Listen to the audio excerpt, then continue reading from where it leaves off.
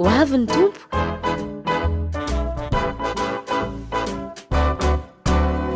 Ho avy ny tompo andray ny olonety, ho avy ny tompo tsy andriky ery. Dia faly miaona aminao indray ny tenako amin'izao maraina mahafinaritra izao. Manonona mandrakariva ny fiadanan'ny tompo ho antsika rehetra izay manaraka ny izao fandarana mikasika ny fiavian'ny tompo izao. Tonona amin'ny fitokatrano rehetra izay mampandroso ny tenanay ny fiadanan'ny tompo ny vavakantsika. Saotra reto Mariamanitra iny amin'ity fotoana izay nomenao anay ity indray. Satria avy aminao izao andro izao, avy aminao izao minitra sy segonda izao ny ora avy aminao daholo ny zavatra hitaka dia isaorana ianao araka ny teninao hoe misaora amin'ny zavatra rehetra fa izany no sitrapon'Andriamanitra ao amin'ny Kristy Jesosy. Dia mametraka ny fotoana ankehitriny eo ambany tari-dalana ho afanahy masina ary amin'ny anaran'i Jesosy Kristy Tompo. Amen. Dia mbola eo amin'ny tontolo ny fahorimbe ihany isika amin'izao fotoana izao satria somary lavalava ihany tia resaka mikasika ny fahorimbe ho andalovan'izao tontolo izao. Ny fiangonana hoe aho tsy andalo fahorimbe satria ho esoron'ny tompo izy meloha ny fahorimbe tsy arako tsaraina amin'izao tontolo izao ny fiangonan'Andriamanitra izay novidiny tamin'ny rany fa ho esorony melohan'izany. Ary izay ny antony anomanana antsika mandrakariva mba tsy ho tratran'izany zava-doza mahavaivay izay tena hoe fanehoan'Andriamanitra ny fatezerana ho an'ny olona tsy mino ny filazantsara izay notoriana tao anatin'ny 2 arivo taona izay. Fahorimbe efa hitantsika ihany teo aloha teo nefa ny zavatra nambara ihany teo hoe misy ireo jiosy tsy ho tratra fa misy koa jiosy mbola ho tratra ho lazaintsika manaraka izany andalo an'izany.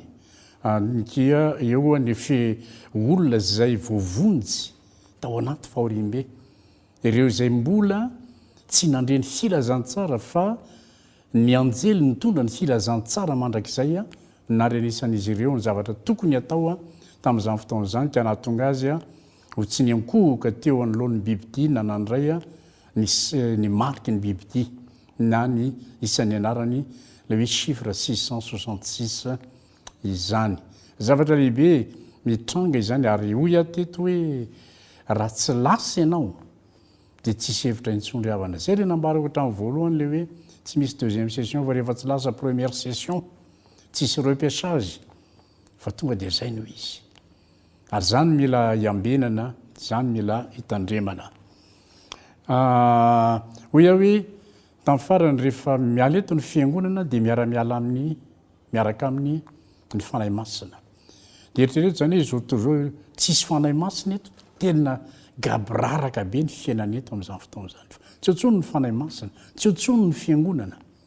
Dia hoy izy ny tenin'Andriamanitra ao amin'ny Tesalonianina 2 toko 2:7. Fa miasa sahady ny zava-miafina dia ny tsy fakatao avan-dalàna kanefa mandra-panahisitra ilay misakana ankehitriny ihany. Kanefa mandra-panahisitra ilay misakana ankehitriny ihany. Averitra hoe miasa sahady ozy ny zava-miafina dia ny tsy fakatao avan-dalàna. Tsy hoe le lalàna anaty baiboly hoe didy folo akory tsy izay ty le hoe tsy fakatao avan-dalàna ty fa mitobaka ny faratsiny eto ambonin'ny tany rehefa lasa ny fanahy masina. Rehefa tsy eto tsony ny fiangonana mitobaka ny faratsina amin'ny lafiny rehetra eto amin'izao tontolo izao. Ohatrany hoe fa tsy azo iainana mihitsy izao tontolo izao amin'izany fotoana izany. Izany le hoe fitobahan'ny faratsina eto amin'izao tontolo izao izany. Satria eritrereto hoe na dia ny fiangonana ary izay nataon'ny tompo hoe fanasin'ny taniny, sira sy fahazavana izao tontolo izao fa tsy otsony. Dikan'izany maizina izao tontolo izao fa tsisy fahazavana, tsisy tsirony tsony ny fiainana eto satria ilay sira ilay miaro amin'ny fahalovana tsisy tsony. Dia ohatrany tena hoe lo ny zavatra rehetrarehetra zany. Hitanao reny le hoe misy hena zao manao kitoza ianao ka tsy asianao sira dia mamoaka fofony zany. Dia ohatr'izany izao tontolo izao rehefa tsy otsony zany ny fiangonana, ilay sira.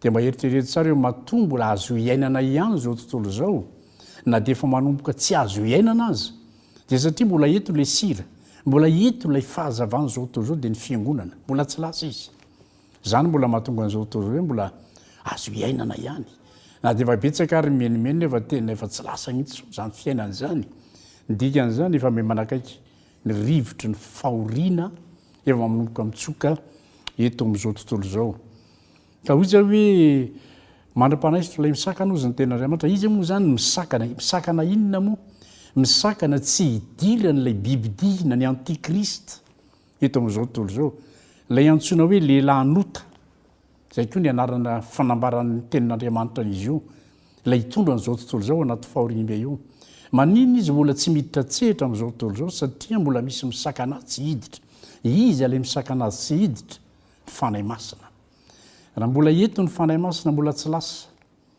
mbola tsy afaka miditra antsehitra ity bibidia ity na misy any efa miteny hoe efa any izy any mety efa any tokoa izy fa mbola tsy mandray fahefana izy am'izao fotoana zao fa Andriamanitra mantsy mame fahefanan'izy io hiasa mandritra ny fito taona lay efa nambarako hoe mizara roa ny fito taona telo taona sy tapany voalohany fiandohan'ny fahoriana telo taona sy tapany faharoa le antsoina hoe fahoriam-be io ny tena zava-dozy io le telo taona sy tapany faharoa io ka izy zany mbola tsy afaka miditra mihitsy raha mbola eto ny fanahy masina ka ity lehilahy noty ity na antsoinako hoe zanaky ny fahaverezana ity zany tena zavatra diabolika be mihitsy ity le hoe antikrista ity zay hoe antikrista moa le mpanohitra ny kristy izy ity na lay misandoka ho kristy fa tsy izy io kristy sandoka io dia hoia hoe le fanahy masina zany eto no misakana azy tsy hiditra tsehitra mbola tsy tafiditra izy hatramin'izao na de fa misy azy zany antsoina hoe fanahany antikristy tamin'ny andron' Jesosy de efa niteny Jesosy hoe efa maro ny antikristy efa tonga eny aminareo na ny amin'ny epistily any de efa manamparana zany lay fanahany de efa tonga eto am'izao tontolo zao fanahany antikristy fa le izy vatany izy lay tenany mbola tsy tonga efa mielo lalana azy zany efa ohatrany hoe mandeha aloha manamboatra ny lalana izy eto am'izao tontolo zao miditra ny anatin'ny fon'ny olona izy miditra ny am'izay toerana tiany idirana izy efa manomboka andresy lahatra izy manomana ny fiheviny lay tena antikrist ny fanahany antikristy ary mila miavina tsara fa io nge rehefa tsy miavina ry havana miditra ny fanahy tsika mantsy miaino anatina tontolo ny fanahy dikan'izany dia tsy ny fanahy masina ihany no misy eto am'izao tontolo zao fa misy fanahy mamitaka zany mahatonga ny tenin'Andriamanitra hoe aza mino ny fanahy rehetra fa izao toetra ny fanahana avy amin'Andriamanitra na tsy avy amin'Andriamanitra satria ny fanahy de ny fanahin'ny antikristy na ny fanahiny demony de pakatahaka izy makatahaka zay ataony ny fanahy masin'Andriamanitra izy ka zay ny mila tandrema raha ary tena sarotra mihitsy midetekte azy ary zay mantsy ny tena ilaina amin'ilay fanomezam-pahasoavana anankiray ambaran'ny tenin'Andriamanitra hoe fanomezam-pahasoavana mamantatra fanahy don de discernement d'esprit raha vao tsy manana an'izany ianao tsy maintsy tratra ianao amin'ny zavatra lainga zavatra toa marina fa tsy marina ohatrany marina fa tsy marina zany fanahy zany mitsoka eto am'izao tontolo zao ary tena fa mitsoka miamafy zany satria efa akaiky ny fotoana zay andehanan'ny fiangonana ary idirany ty atao hoe zanaky ny fahaverezana ny lehilahy nota ny antikristia ity eto am'izao tontolo zao hoia hoe raha mbola hito ny fanahy masina tsy afaka miditra eto mihitsy aloha ny ity lehilahy nota ity fa ny fanahany efa alefa aloha ny fanahany efa mandeha ary izy koa de misy koa le antsoina hoe reo antikristy le milaza ny tenany hoe zany kristy zany messia ireny koa fa mandeha aloha reny anamboatra ny toerany zay idirany ity antikristy ity amin'ny teny frantsay moa zay atao hoe précurseur zany hoe mielo lalana tahaka ny Jesosy Kristy de Jaune mpanao batisa azafady ny mielo lalana azy nanamboatra hoe amboary ny lalan'i Jehova dia nanamboatra ny lalan'i Jehovah izy. Dia ohatr'izay koa no ataon'le antikrista rehefa hiditra eto, dia efa mandefa olona mialoha izy. Hoe aho hoe le atao hoe précurseur, mialoha lalana azy manamboatra ny lalany, fa hiditra izy. Dia reny karazany rehefa nitenen'ny tompo reny le hoe maro ny antikristy efa tonga izy amin'izao tontolo izao, ny mpamina ny sandoka efa misy tonga anamboatra ny diran'ilay antikrista, ilay bibidia antsehatra. Zany hoe no tena marina ange ny scène efa tena efa mipetrapetraka zao le scène, fa hiditra izy. Tsy fantatro le fotoana, tsy afaka mametra fotoana, fa io mbola miankina amin'le hoe rovina no andeha ny fiangonana. Zay ny zavatra tena mahaliana antsika, rovina no andeha ny fiangonana. Tsy mahaliana antsika zany hoe ho avy ny antikristy zany, fantatra izy fa ho avy. Fa tsy tokony ahita an'izany ny fiangonana, tsy tokony ahita an'izany ianao, tsy tokony hiara-hiaina amin'izany ianao eto amin'izao tontolo izao, satria ny lanitra zay ny tanjontsika zany. Le hoe mitobaka ny faratsiana, hoy aho hoe noho ny habeny tsy fankatoavan-dalàna, zany hoe fa tena hoe raha miteny frantsay hoe misy anarchie mihitsy zany eto amin'izao tontolo izao, tsisy zavatra tena hoe milamina mandeha zay tokony ho izy, fa mikorotana ambony ambany izao tontolo izao. Hoy izy miteny frantsay hoe dans le chaos izao tontolo izao amin'izany fotoana izany, satria tsy otsony ny fanasina sy fahazavana, tsy otsony ny fanahy masina rehefa lasa. Ary tsarovy tsara ry fa ianao le fanasina sy fahazavana ianao. Ianao no mbola manome tsiro an'ity izao tontolo izao ty, mbola azo ainana toy izao ny izao tontolo izao amin'izao vanim-potoana iainantsika izao. Ao anasehoana kosa ny fisehoan'ireo karazana loza ho tonga eto amin'izao tontolo izao anaty fahoriam-be. Manomboka ny apokalipsy toko fahaenina dia ahitanao misy karazan-javatra maro mba voalaza zao. Ho avoakako izy ireo zavatra ireo zany. Ny apokalipsy toko fahaenina andinin'ny faharoa. Eto ny fiandohan'ny fahoriana dia ny fisehoan'ny antikristina ny bibidia aloha. Hoy ny teny, ary hitako fa indro nisy soavaly fotsy, ary izay nitaingina azy dia nanana tsipika, ary nomena sady boninahitra izy, dia nivoaka izy ka naharesy sady mbola aharesy. Misy karazana soavaly zany eto zao ambaran'ny apokalipsy toko fahaenina eo manomboka ito andinin'ny faharoa, dia manarakaraka eo. Ity soavaly fotsy ity zany dia tsy izy ity fa ity ny antikrist miditra eto amin'izao tontolo izao izy. Io fidiran'ny antikrist io dia efa tena loza ho an'izao tontolo izao io. Tsy ilay kristy, tsy ilay messia io, fa ilay anti-messia na ilay antikrist.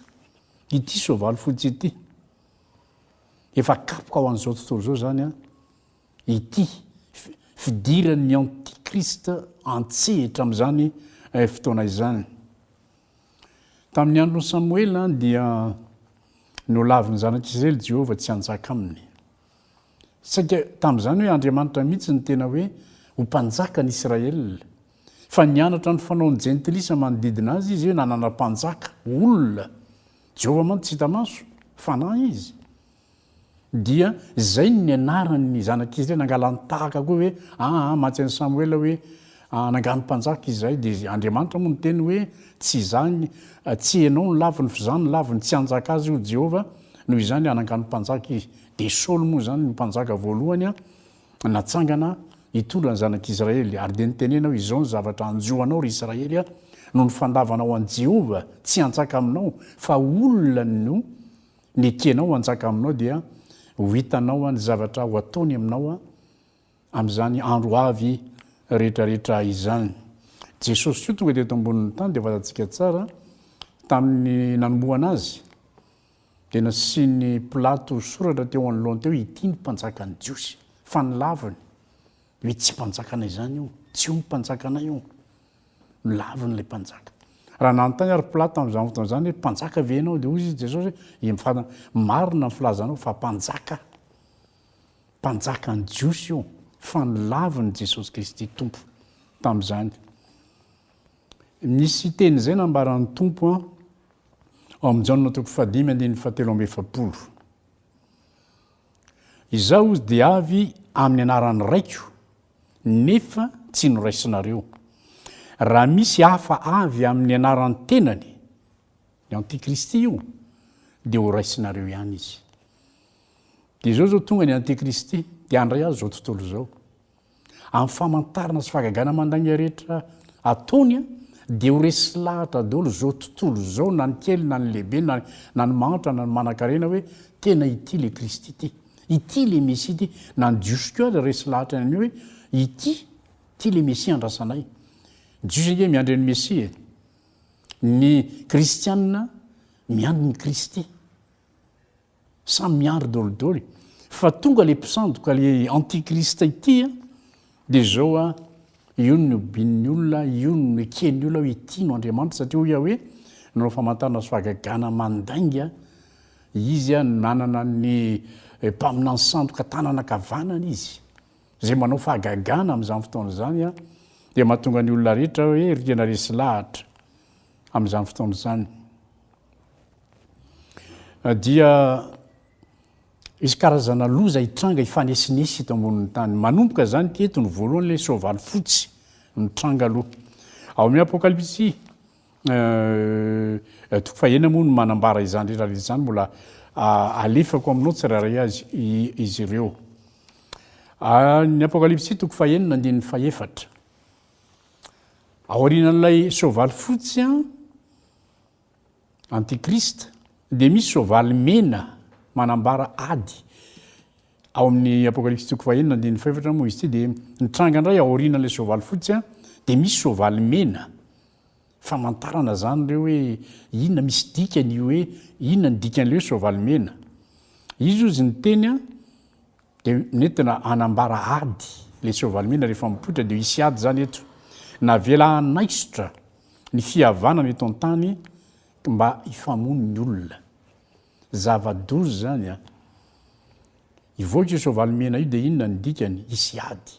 Inona no mahatonga an'ilay ady? Mifamono fotsiny ny olona. Satria tsisy fihavanana intsony eto hoe nesorona ny fihavanana. Le fanahin'ny fihavanana zany dia tsisy intsony eto, tsisy mpihavana intsony zany eto, tsy nifankatia intsony ny olona fa mifamono, mifampialina. Zany ny eto ambonin'ny tany fahoriana zany. Hoe ianao mandeha any amin'ny arabe dia tonga ianao dia misy olona miady aminao, mamely tontondry anao, na hoe manana fiaradomy fiaranao, zany ny ady hoe tsisy fihavanana intsony eto. Zao tsika zao miresaka hoe fampihavanam-pirenena fa amin'izany fotoana zany tsisy an'izany eto ambonin'ny tany amin'ny alalanyity soavaly mena voalaza ny tena Andriamanitra hifamono ny olona. Be dia be ny olona faty amin'izany. Zany natao fahoriam-be. Tsisy fihavanana miady ny olona. Manaraka izany dia misy soavaly mainty miseho indray. Aoriana soavaly fotsy dia ny soavaly mena, dia eto indray misy soavaly mainty miseho. Zay manambara mosary ity soavaly ity. Ny apokalipsy toko fahaenina andininy fahadimy manambara azy. Ary hitako fa indro nisy soavaly mainty ary zay nitaingina azy nitondra mizana teny an-tanany. Dikan'izany hoe mizana resaka varotra zany dikan'izany lafo dia lafo ny vidin-javatra amin'izany fotoana zany ohatrany tamin'ny andro taloha, tamin'ny andron'ny Elisa zany tamin'izany fotoana zany zavatra hitranga. Hoe zay kery hitantsika hatramin'izao zany na mosary hita eto amin'izao hatramin'izay any amin'ny fahoriam-be mbola tsy fantatra hoe atao ampitomboana fois 10 sa fois 20 ny herin'ny zavatra mitranga amin'izany fotoana zany. Zany hoe mosary zany tena zavatra hoe tsy tapesipesena mihitsy ny zavatra avoakany zany amin'izany fotoanandro izany, satria tena amono olona be dia be zany hoe tsy misy anitra hoanina intsony eto amin'izao tontolo zao. Tsy misy intsony. Fa dia ao anatina mosary tanteraka izao tontolo zao. Dia mitohy hatrany ny firaraka ny loza eto ambonin'ny tany. Apokalipsy toko fahaenina andininy fahavalo. Eto indray dia soavaly anankiray indray no mipoitra eto, soavaly hatsatra. Inona ny dikany? Arety mandringana na hoe peste hoy izy amin'ny teny frantsay. Io zany zavatra atahorantsika rehefa nandalo an'izany ny firenena. Jerenao zany hoe peste izany tena hoe arety mandringana ny peste. Fa amin'izany zavatra mahatsiravina ny zavatra hatranga zany peste zany fa tsy ohatran'ny zavatra efa nisy eto ambonin'ny tany akory ity. eo ozy izy ny teny ary nomena fahefana tamin'ny ny ampaefatra ny tany ireo amono amin'ny sabatra sy ny mosary sy ny fahafatesana sy ny bibidia etỳ tany ao anatin'io apokalypsy toko fahenina andin'ny fahavalo zany lay arety mandringana ty pesta ity zany tena hoe tena mamono olona be dehibe mihitsy io aretin'io ary tratra dolidoly teny hoe amin'ny alalan'ny fahafatesana dia eo koa moa ny nampidirina eo ihany le hoe ny sabatra ny mosary ny bibidia etỳ an-tany tafiditra amin'izany daholo tena hoe mandripadripaka daholo amin'izany fotoana zany ireny zavatra rehetra ambara ny tenin'Andriamanitra ireny ao amin'ny apokalypsy toko fahenina andin'ny faharoa ambin'ny folo ary nahita aho rehefa novahany ny tomboka se fahenina dia nisy horohorontany mafy ary tonga mainty ny lanitra tahaka ny lamba volonosy fisaonana ny masoandro ary tonga tahaka ny ra avokoa ny volana eto zany dia inona ny zavatra nitranga horohorontany mafy tsy mitovy araky ny horohorontany zay efa hitantsika eto ambonin'ny tany hoe izy le hoe échelle de Richter hoe hatrany amin'ny 10 degré zany ny faratapony zany tena mandravarava zany mbola tsy nisy an'izany angamba teto ambonin'ny tany fa fatatsika efa nisy ny 7 degré na 8 fa tena mandravarava mihitsy zany horohorontany zany fa amin'izany fotoana zany zany natao hoe fahorimbe tsy fantatritsony hoe firy degré hoe 20 degré ve amin'ny marim-pandrefesana Richter amin'izany fotoana zany ny herin'ny ity fa zao ny teny eto vokatry ny herin'ny horohorontany dia nafindra miala tamin'ny fitoerany nosy zany hoe Madagasikara zany mety tsy eto amin'ny Océan Indiana intsony fa mikisaka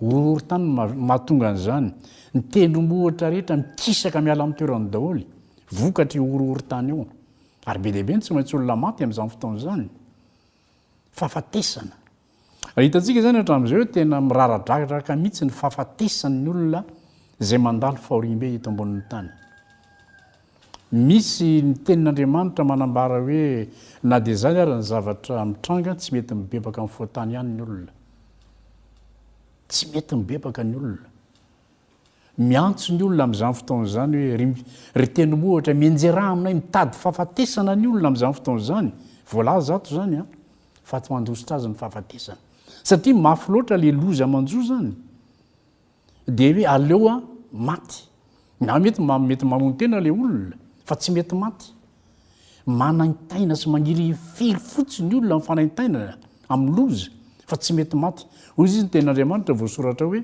mandositra ny olona ny fahafatesana fijaliany zany ry hava zany ny antsoina hoe fahorimbe dia izy teo hoe na dia mafy ohatran'izay raha ny zavatra mitranga tsy mety mibebaka mifona amin'Andriamanitra ny olona fa vao mainka amin'ny teny ratsy naran'Andriamanitra ny olona teny ratsy manao blasphème an'Andriamanitra ny olona amin'izany fotoana zany fotoana hoe mba tokony ifonany zany raha mba hoe amindra fovy Andriamanitra fa izao miantso fahafatesana ny olona mandositra azy ny fahafatesana ry tendrombohitra mienjeraha aminay afeno izahay amin'ny tavan'ilay mipetraka eo amboniny seza fiandrianana Jesosy Kristy izay le tonga hitsara n'izao tontolo izao hitanao amin'izany ry havana ny zavatra mitranga eto amin'anatin'ny fahorimbe eto amin'ity zao tontolo izao ity mahatsiravina zany araka ireny le teny efa nomeko anao voalaza n'ireo mpaminany tany amin'ny testamenta taloha tany amin'ny Isaia ry Joela sy ny rehetrarehetra ireny nanambara hoe ny andron'i Jehova andro mahatahotra zany ary antombotra io andro andro famaliana eto ambonin'ny tany io zany santionany zany mbola misy betsaka mbola ho ambarako aminao eo anatrehany zany hoe endrika izany fahorimbe izany zao ny fotoana mila antosirana an'izany aiza ny fantosirana ao amin'i Jesosy ihany ry havana tamin'izany fotoana zany tamin'ny andronao tonga ny savodrano taiza ny fantosirana sambo fiara zay ohatran'izany tamin'ny androny loha tataiza izy andositra tao zoara amin'izao fotoana zao aiza ny fantosirana te andositra ianao ao amin'i Jesosy irery ihany ny azadino ny famerenana manaraka ny famerenana amin'ny alarobia izao amin'ny enina latsaka fefany ariva hatramin'ny eninora sy faefany hoanao zay tsy naharaka ary mba anambara am'izay rehetra mba linany am'izao fampianaran'izao ianao dia zay ndray ny fotoanantsika androany fa isaorana ny tompo a fa mbola hitondra itsika manaraka isaotra an'andriamanitra isika raha eo dia misaotra anao izay tamin'ny nanomezanao ny fotoanandroany sy fanazavana zay nentina tamin'ity fotoana ity aoka mba ho tsarony matrakariva reny teninao zay omena ireny a mba ho vakina mba ho saintsainynandro manalina ahafany mandositra ny fahatezerin'andriamanitra ho avy a ka hiafina ao aminao andriamanitra satria ao aminao ihany misy ny fiafenana azo antoka indrindra tsy ho tratra ny loza eto amin'ity zao toy zao ity amin'ny anaran'i jesosy kristy amen ho avy ny tompo